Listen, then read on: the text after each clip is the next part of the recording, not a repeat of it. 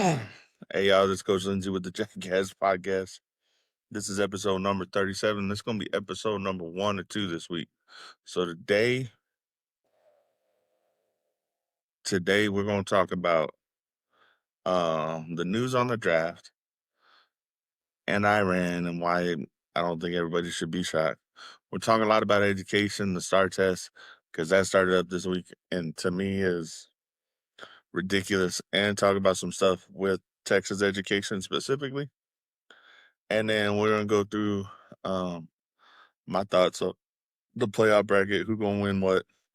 And I know this is a little late, so I hope y'all enjoy. And then today's Tuesday, so tomorrow after I do my live on Wednesday, I'm gonna do a whole podcast dedicated to WrestleMania that's coming up this weekend. Because I always go off on tangents when I'm watching that stuff, and I just want to give it its own spot right now. So that's what we're gonna do. We're not talking wrestling today because I got a lot to say on it, and I'm going to say it tomorrow when I do my WrestleMania preview. Uh, but as far as today goes, again, this is Coach Lindsay with the Jackass Podcast. Like, share, follow, man. Tell your friends about it. Uh, come to my live. I'm at Evan Lindsay 50 on TikTok, at Shrek Fetty on YouTube. So my videos post there, and some of the shorts and stuff that I put on. Uh, Facebook, I do have a Jackass Podcast Facebook page, and I don't remember what my Instagram is. At least not off the top of my head. So here's what we got. So let's start off with the national government thing. I don't know why something became so big of news. Actually, listen, I don't know why something that's been happening longer than I've been alive has become such a big news story. And something that really happened for a long time before it for men only turned 18. If y'all don't know where I'm going yet, I'm going with the draft and signing up for the draft. Why it made such big news that when someone would turn 18, that they would automatically be entered into the draft instead of having to go do it themselves is an interesting thing. Now, if you're someone like me, I'm wondering if there's some clarification processes, or like my brother, where I have a out of birth effect that affects me, and right now affecting me enough that I took out my thyroid like 20 years ago. Um, but that stuff was like my thyroid didn't work. I was born with congenital hypothyroidism. My thyroid didn't work. I've been on thyroid replacement since I was 8 days old. And so, in knowing that, I knew I could never join the military. And to say it probably would have been a possibility is not an understatement. All the people that I kind of learned from and were family in my life up until I was 18, 19, 20, were all military personnel at some point in time. My grandfather, retired lieutenant colonel in the Air Force. My mom, retired captain in the Army. My ex-stepfather, a retired sergeant in the Army. So those are people that greatly influenced me.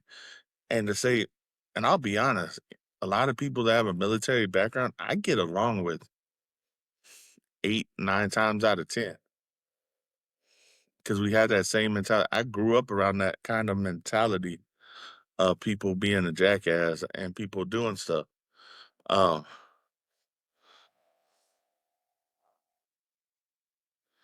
but uh,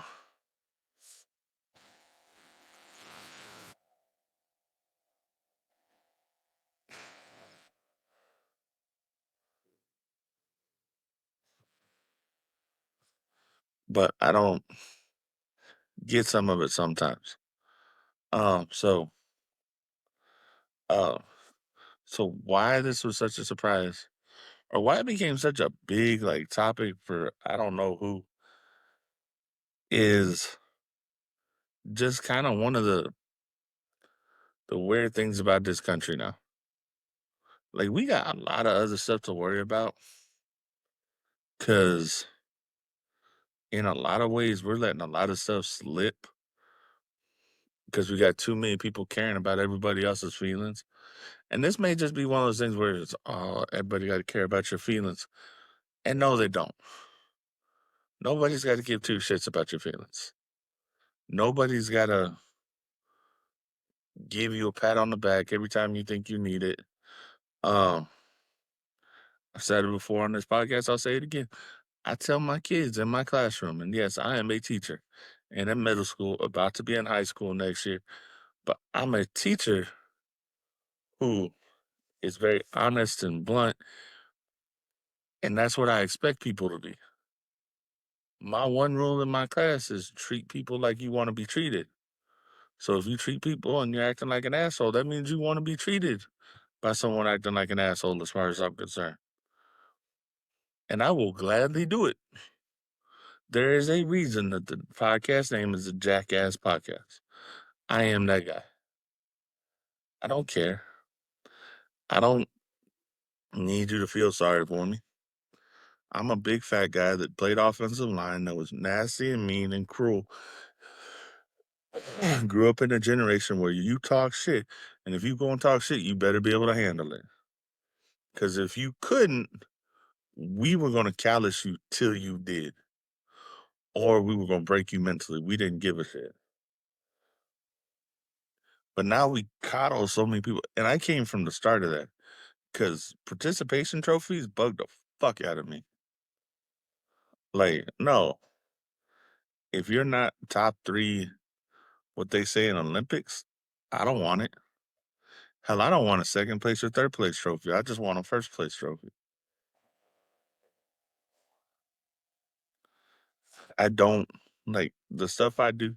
So why people are shocked are coming around talking about like this is it's newsworthy that they're gonna make it automated now, but it shouldn't carry so much traction. And that's what worries me is that people has either been negating their civic duty and getting away with it, and now they're not going to be able to, and that's why they did this. But to be honest, since Vietnam, they haven't used the draft. They used it in Korea, they used it in Vietnam, and now it's the last time. Besides that, we have one of the large, if not, we have one of the, if not the largest, um, military that is all volunteer, and I respect the hell out of those people. So this isn't even bitching at them. This is bitching at the people who don't want to do what their duty is to this country. I couldn't do it. I might have done it if that had been an actual option for me. I won't swear that I would never, and I've told my wife this,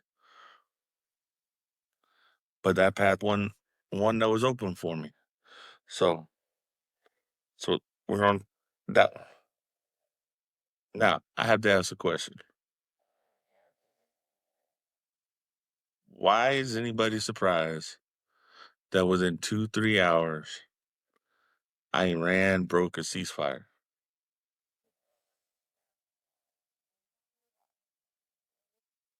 And I don't know if it's necessarily Iran so much as it is the remnants of the old guard and their old religious people that took over 40 years ago who just don't want to lose their place. Like conflict with Iran, this country has been going on with us and Iran was going on before I was born by probably a decade. So we're talking 50, 60 years. And about 50 of it, 45 to 50 of it, was a regime that made that basically put religious law on Iran instead of Western ideas. Then I don't know when they signed the treaty about not making nukes, but they have been testing it and testing the US. And finally they messed with the wrong president who I don't think he looks as in depth on what his legacy will be in 100 years as what others will. Um, I think now we have such a PR culture that we think that whatever we're thinking in this instant is what everybody's thought through all of time, and it's not. It's one of the reasons that we need to get back to being empathetic. It's one of the reasons that you go to a history class and learn history, is to learn to be empathetic to ideas that are not currently popular, or we have seen what the era of that was and the flaws of it, and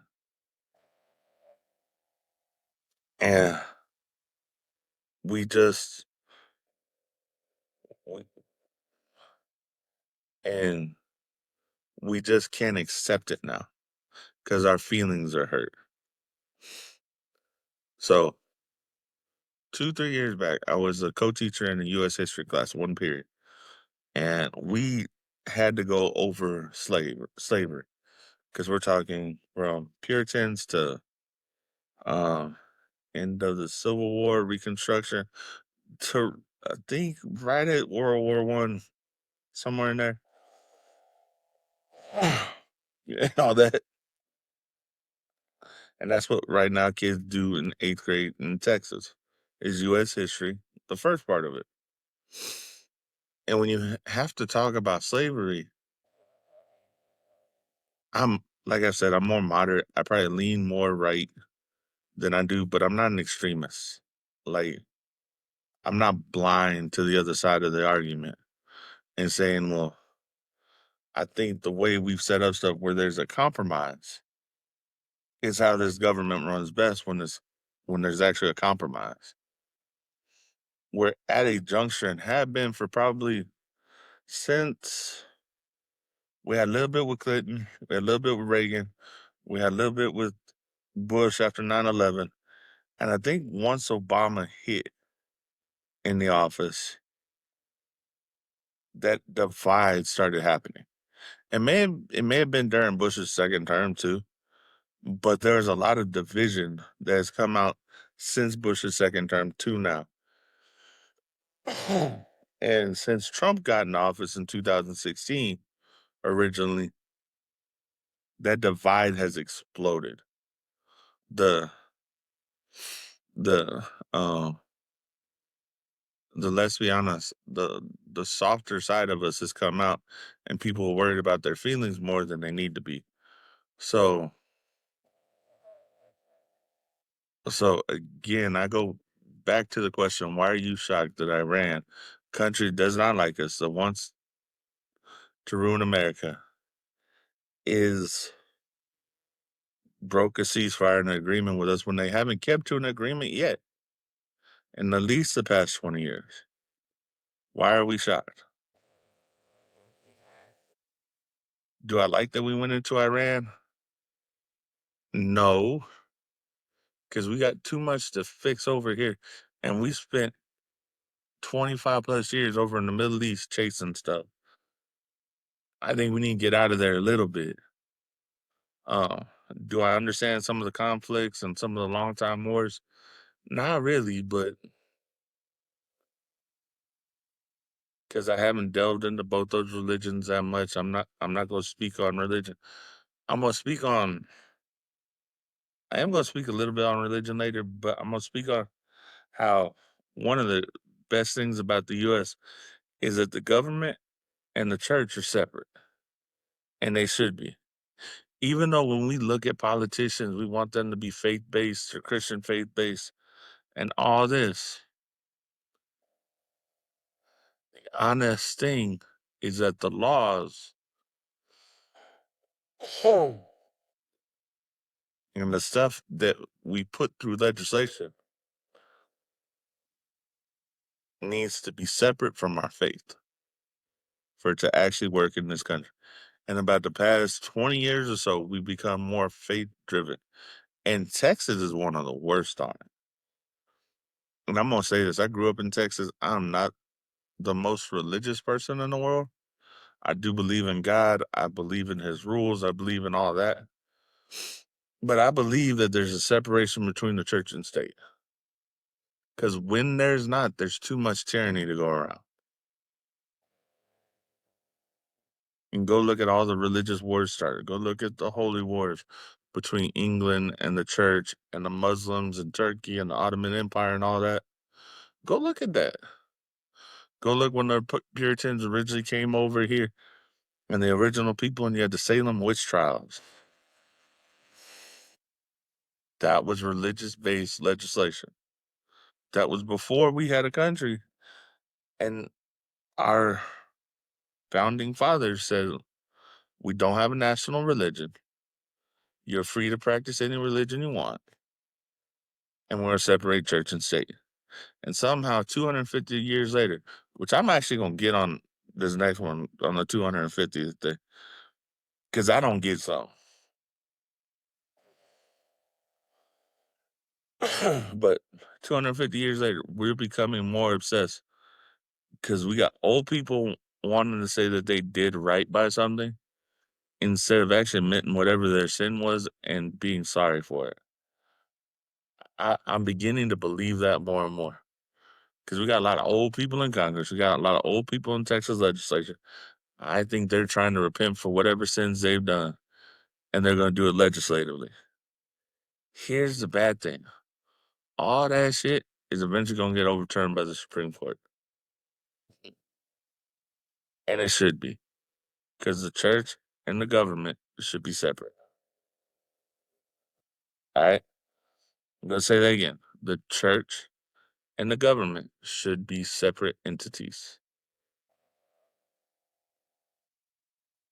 Now, speaking of church and government, or just speaking of government, how on God's blue green earth are they not going to let people in Times Square for a ball drop that was planned before their current um their current mayor got there, and they said, "No, we're not going to let y'all do that anymore."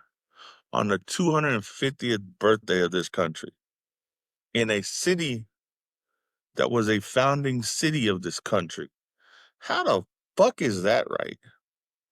Oh, well, we got the World Cup in town. Well, then let us celebrate and show them what we're celebrating. Well, we don't have cops. Well, then figure it out. Why don't you ask for help from other states? Why don't we take the pride out of it? Because I guarantee you, there are going to be places where they could send you police officers to help with this. Because y'all also one of the most organized places on getting people in and out of Times Square anywhere. So it's not like it's not planned already. It's not like it's not already figured out. But because you become such a place where they're trying to do communism in America that's not fucking working, because it doesn't work in America, because America, in the city that is built on business, Wall Street, and everything that New York stands for, and was attacked because it is a world mecca center for money and stuff like that at the time, because that was the image of greed, and that's why they attacked on 9/11 supposedly. How are you, a city that is founded, a founding city of this country, a founding port, one that has more history delved in New York, that is from the Revolution on, Ellis Island, the Statue of Liberty, all the bridges so they could connect the boroughs. How is that city, where it was one of the original national uh national government cities before they put it in DC, how is that city not going to celebrate 250 years? Like, seriously, how are you not going to be broadcasting celebrations from NYC, from Philly, and from Boston? Like, talk about three cities that got talked about a ton in US history. How are you not going how are you one of those three is not going to be a major part of the celebration because their mayor doesn't want to That's some bullshit. Like, and normally I'd let New York be New York. They be babies. They can try and turn the tides of the rest of the country and the major cities. But you got enough small towns around here where, hey, yeah, there's a lot of people live in the major cities, but you know what? There are a lot of people who live out in the country, and that's why stuff gets balanced out. How's New York City? How are the people in New York City? How are the people lower than the mayor of New York City? And how's the government, the governor of New York, not stepping in and saying, hey, no, this has to happen in NYC? How does a place that in 2001 was a place that brought this, one of the three places that brought this whole country together again, because they were attacked, not be on the 250th anniversary of this country, a place where we're going to celebrate it? Please, somebody make that make sense. Because I don't care about the mayor of New York. I don't. We always hear about it because it's one of the big cities. It's one of the most populated cities in the world. I get that. But y'all have lost your way in a lot of ways. How the hell you nominated a communist that you knew logically, or it was just a whole bunch of kids that are open? Oh, this sounds so good. We learned about communism in school, and I remember it so everybody would be equal. And then when you get to college and you look at it and you go, well, no, not everybody's fucking equal. There's some people at top, and everybody works for them. And then you get to do stuff, but you don't get to benefit from it. Your ideas aren't your own. You're subservient to the government. Is every tyrannical thing we have said in movies and stuff like that, and stories that have been built in America, is about tyranny and communism, the monarchy, dictatorships, and stuff like that. Because we think that being able to vote, or that our vote should matter and what we say should matter. But we're proving time and time again it doesn't, because we don't give a fuck enough to actually go vote anymore. So, uh, so that's gonna be my rant on New York for this time. Because if they don't get that shit straight by July, I'm gonna pitch a biggest fit and hope to God it goes viral. Because that's some dumb shit. Speaking of dumb shit, let's come back to Texas and education. Uh, I'm gonna go from the things that are not present, that are future, to the thing that's a pain in my ass right now. So first one, future stuff. Evidently, State Board of Education this week decided on a list of 200 things that every kid's gonna have to read. Some of them gonna be biblical, some of it's gonna be just, they decided on a list of everything the kid has to read. State Board of Education. If you have not been in a classroom in 20 years, how the fuck are you gonna tell me what those kids need to learn? Why don't you have people who have been in education, who are currently in education, who have been through the mess that we kind of made and are trying to fix now? The way we handle stuff, and you'll hand us 200 things that kids got to read between K through 12 in those 13 years, and then we're gonna have to figure out how to do everything else. Here's here's gonna be my overall problem with this: is we have people who are looking at school as a business, but they're looking as a short term. There's a short term fix to a long term yielding business. Uh, And let me get this, because the most honest phrase that you can have as a teacher is, my job is to plant seeds in that child that I may never see the full growth of. And I don't care if it's social emotional, I don't care if it's, I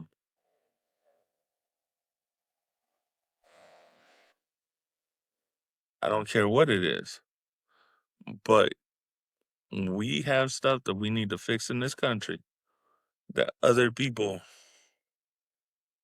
just aren't getting now. And it starts in the classroom, but it starts at the home first.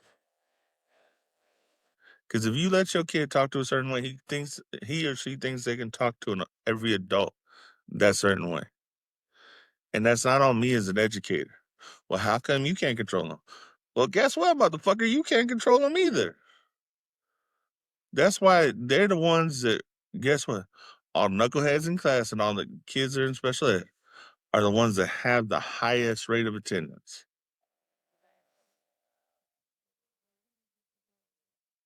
Let me say that again. All knuckleheads, the ones that cause trouble, their parents make sure their asses get out of fucking house so they don't have to deal with them. And all the special needs kids,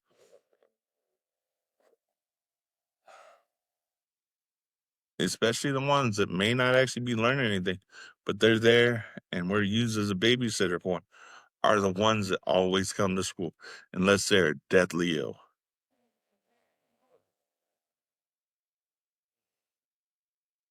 This is not a new thing. This was a thing when I was in school. But I guarantee you, those are 2 highest population. And you can go to any school, and I bet you go ask, yeah. So so we have this issue now. Like, y'all need to let's grow up a little bit. Let's stop being babies. Let's stop being let's start acting like adults because everybody, oh, I don't want an adult today. Well, tell shit. If you're an adult, you got an adult. This comes under the tough shit category. My wife says it every time, but I don't say that to her. But it is. It's like tough shit. This is what we have to do. This is what some of us were raised to do. And if you have a family, you got an adult because you got to make those hard choices and realize what you're actually doing and how you're going to set your kids up to be better than you. Because that, at the end of the day, is your goal. And as a society, evidently, as a whole society, we're failing for this current generation because we're afraid to apply pressure for them to do better. And we thought technology was the key. And then we realized, oh shit, there's a reason they've been writing for hundreds of years.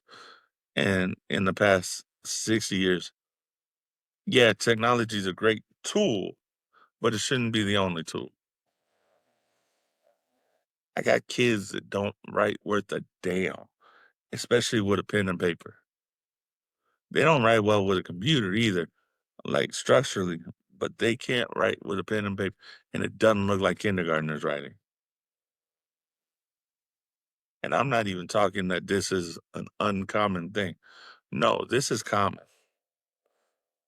I've been around education in some form for 14 years of my life. I have worked full time in education for 12 of those 14 or 13 of those 14 years. 12. 12 or 13. I want you to understand this. I have seen a decline in a lot of things. Handwriting is damn sure one of them. Wanting to read is one thing. I wanted to actually write. The STAR test. Okay, when I was in school and when I first came back into education, there was about a 10-year gap in there.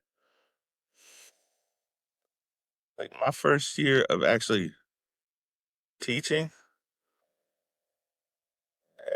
in the district I'm at right now, my first year of actually teaching was, guess what? We had an essay every grading period we had to do. We take a week, we do it, and that was fine. For every major unit, we had an essay that went with it. Okay? Now we're not worried about essays, we're worried about paragraphs. We're worried about sentence structure in middle school, which is stuff that they should have ground out and got the fundamentals of in elementary school. And elementary school teachers will do their best, but you have to have the parents supporting that stuff and that they want their kids to learn. Because the hardest thing to get a kid to do is if he can't read and write and speak well, he doesn't want to do one of the three. And they all go hand in hand. I don't even know what the data is, but I know for a fact that if I can write out a structured paragraph better, I can speak that structured paragraph better, and I can read that structured paragraph better. And they go hand in hand in practice. And just because kids are bored or they don't like reading and it's hard on them, we have let them get away with saying it's hard. Well, yes, it's hard. You don't know what the fuck you're doing. And speaking of people who don't know what the fuck they're doing, we have a state board of education that doesn't understand how people's minds are built, and they're trying to build curriculum because it's going to look pretty on a timeline in social studies instead of actually being structurally good for society in the long run. Oh, well, the state board of and the reason we did it, and the reason Texas is changing the T is so we can put more Christian-based stuff in there.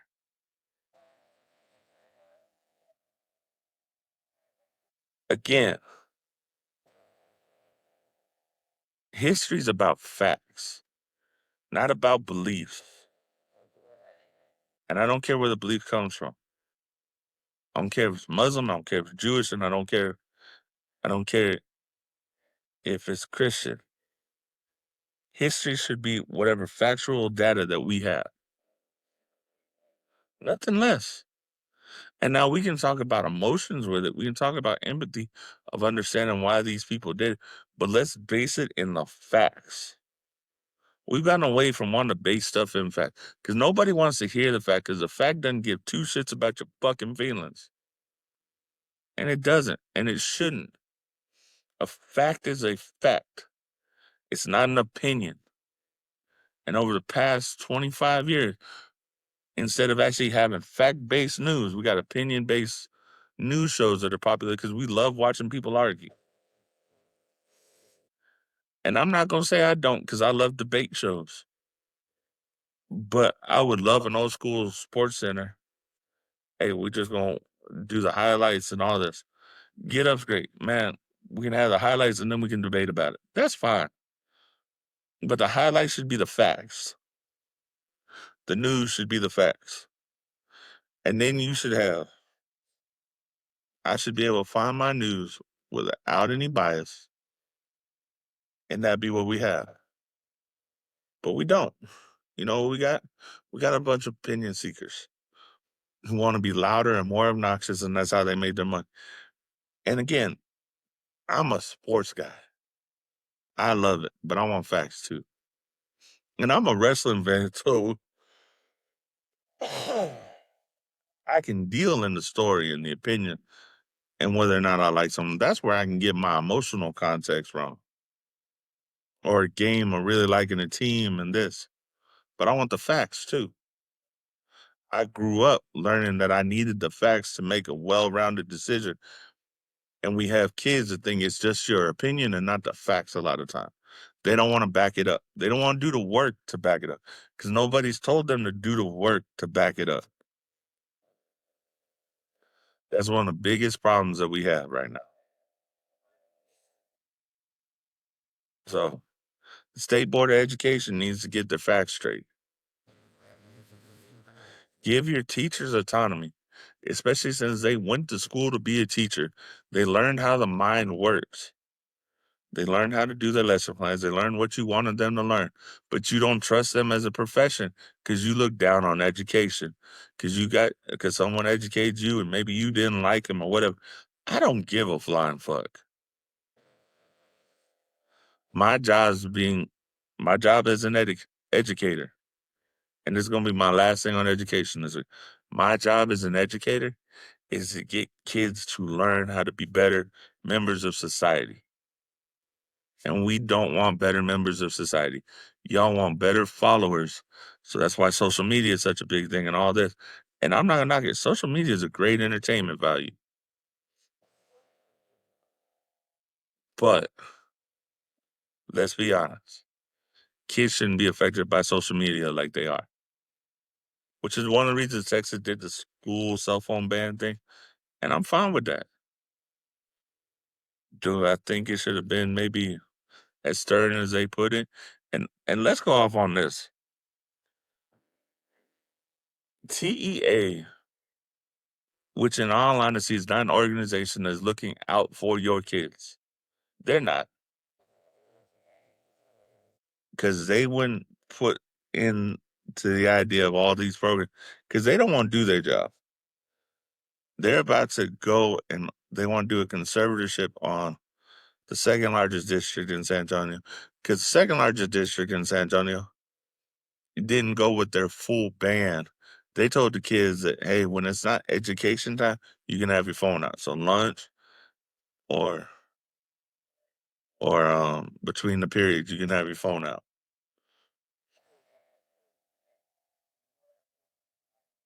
Like we've been dealing with this long before it got to the state legislature.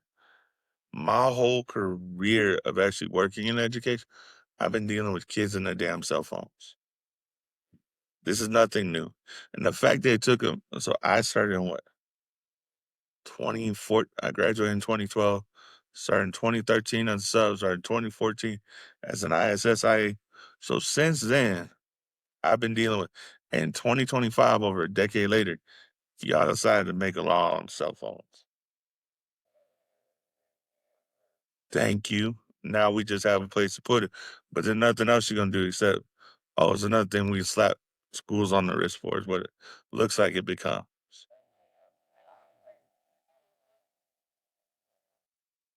So like it, don't like it, I'm fine with it. Again, this is the Jackass Podcast. I'm Coach Lindsay. Like, follow, share, comment. Please send me some comments. Uh, however you want to do it. The last thing we're going to talk about today is basketball playoffs. They start this week. Uh, I am looking forward to it. I'm kind of going to go really quick. What I think is going to happen.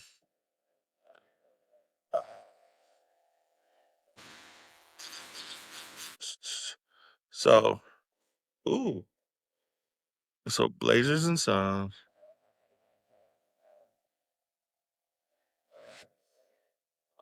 So Blazers and Suns. Whoever wins that's going to face the Spurs. Ooh. They're close on record too. Um, so I'm gonna start. We're gonna start with the playing games first. I think I think the Suns are gonna win, and they'll end up facing the Spurs.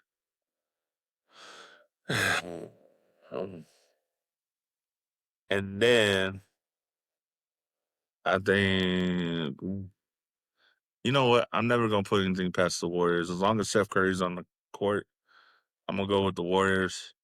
So we'll go with the Warriors winning versus the Clippers. Clippers will be out of the playoffs.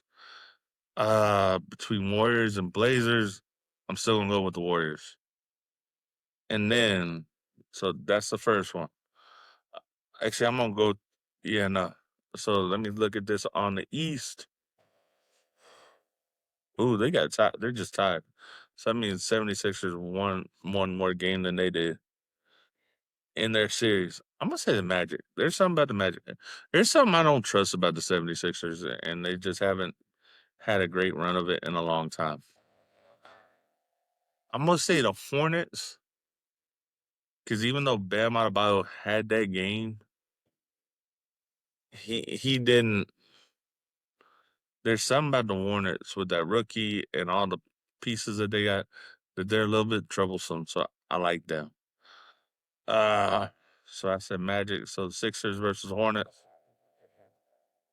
Uh, you know what? I'm gonna say Sixers just because they got more experience at this point. So, so the Pistons would get the Sixers. I think that's a sweep. because I think they're just too aggressive for the Sixers. Um, I said the Magic and the Celtics. I think the Celtics are just really too good. Knicks and the Hawks. Knicks win that one. Cavs and the Raptors. I'm gonna say Cavs because I really haven't. I know the Raptors got Scotty Barnes and they have a young team, but there's something about that Cavs team and James Harden can just light anybody up. Let's see. So this one I said Warriors won.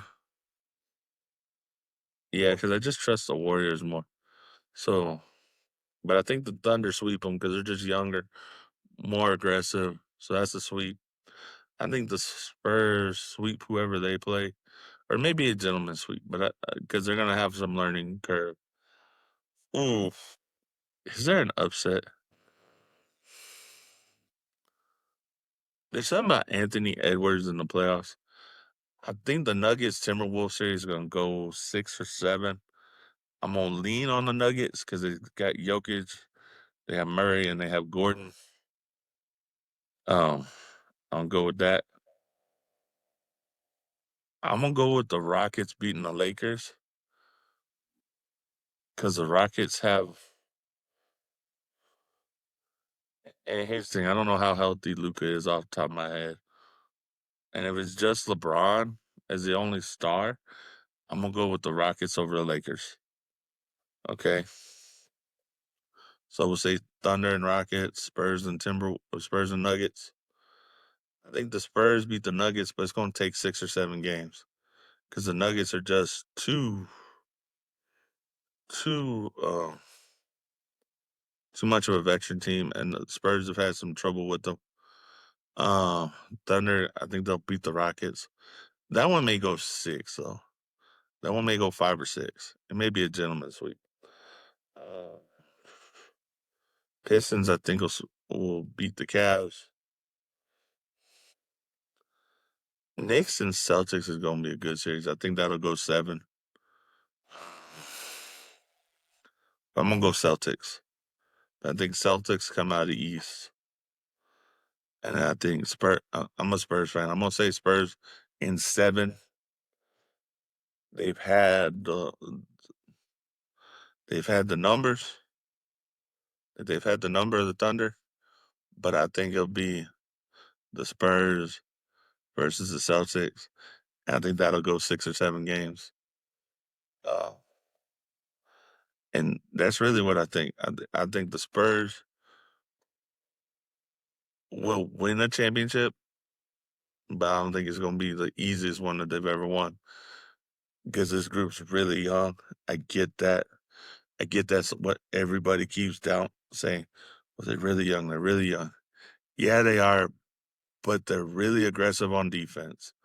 You have Victor Wembanyama, which can block from anywhere on the court, and he has been more aggressive this year in the paint. And then when you test him to shoot, and he's shooting well, he's unstoppable. And then you have De'Aaron Fox and Harrison Barnes, who are 2 great leaders on that team, who have playoff experience and who are both clutch when they need to be. And that is where we're going with this. So,